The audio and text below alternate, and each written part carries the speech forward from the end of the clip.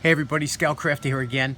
A few things before we get started with today's project. First of all, I want to thank everybody for the well wishes for Mark the other day. That was really nice. Everybody really came through, as you guys always do.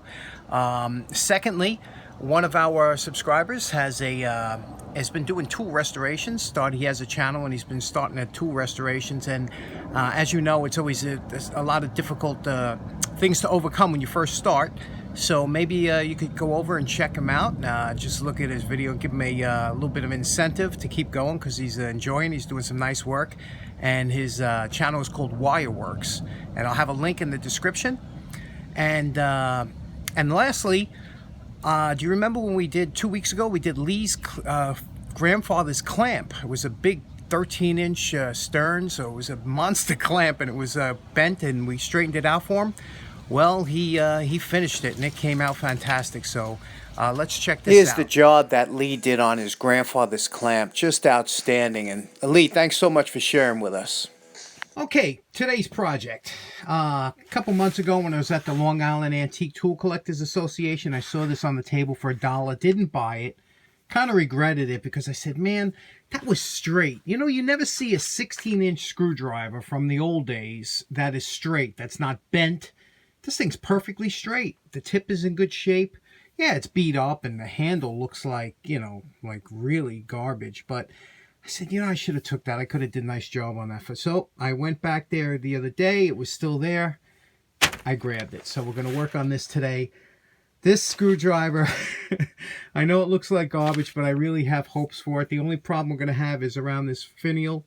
You see the little dents and stuff we have there, but maybe we could use the lathe. We always like to use that, so let's see what we can do with this. Okay, the good news is we went over this just quickly with the wire brush, and we could see that this is made by Miller's Falls. You could see here, Miller's Falls. So that's a good quality screwdriver made in the USA. A little bit of dings and dents, so I don't know how much we'll be able to get out with. And you know, we might lose some of the lettering, but that's it's either that or live with the rust. And we're going to try and straighten this out. So let's go to the lathe. Okay, now our intention on this is we want to straighten this out, kind of reform this. You can see all the dents and dings and stuff on the edge of this. So what we're going to do is we're going to take this tool here, place it into the lathe, and we're going to put basically at this angle here. We want to duplicate that angle. So how you do that is you take the angle like this, tighten this down. Okay, and that's about the approximate angle. Now what we're going to do is we're going to touch when it's moving, and then we'll work our way back out like that. You can see we have to tighten the tool down, of course.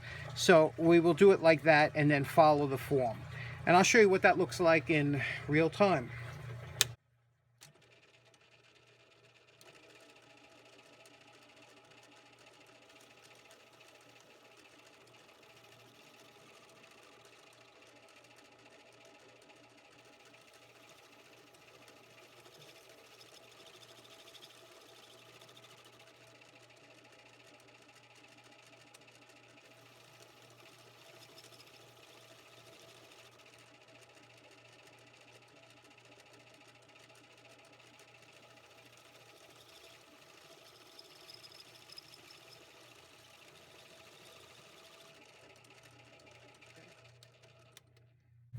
That looks pretty good, huh? We just got a little ding there, but we could take out some with sandpaper. Now we're going to go in from the other side and hit it from the other side. Okay, you see we put in a different tool, slightly different shape to it. We're going to try it like that.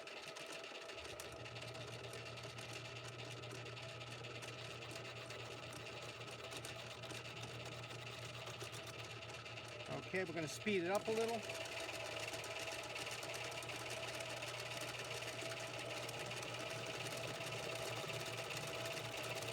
I'm dragging the tool across the surface. You see?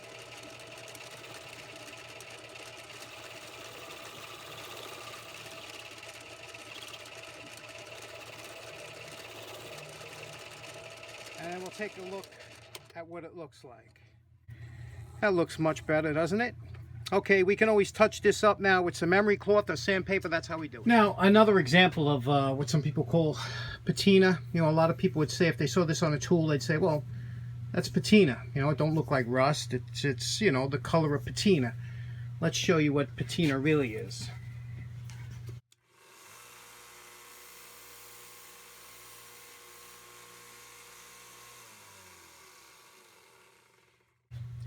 Now look closely. You see on the edges there? That's patina. That's all patina is. Don't be fooled. It's nothing special. There's nothing mythical about it. It's rust and tarnish.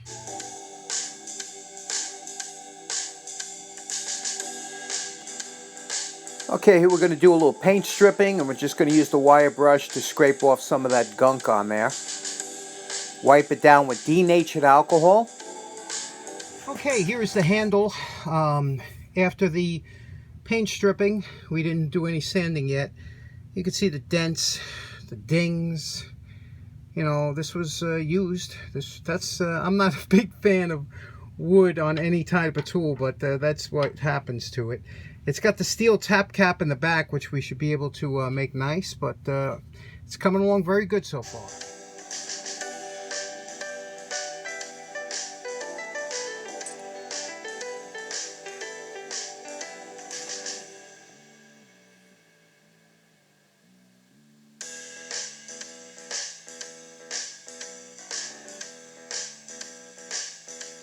Now you know my favorite part. Remember what this screwdriver looked like before we started.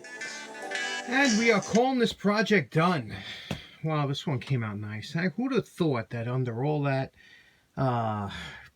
crap over there was hiding this beautiful screwdriver, huh? And this is a model 676 Miller's Falls. You can see here I was able to keep the lettering, even though there is a little marking on there, but it's Miller's Falls, and you can see it says 676 is the model number.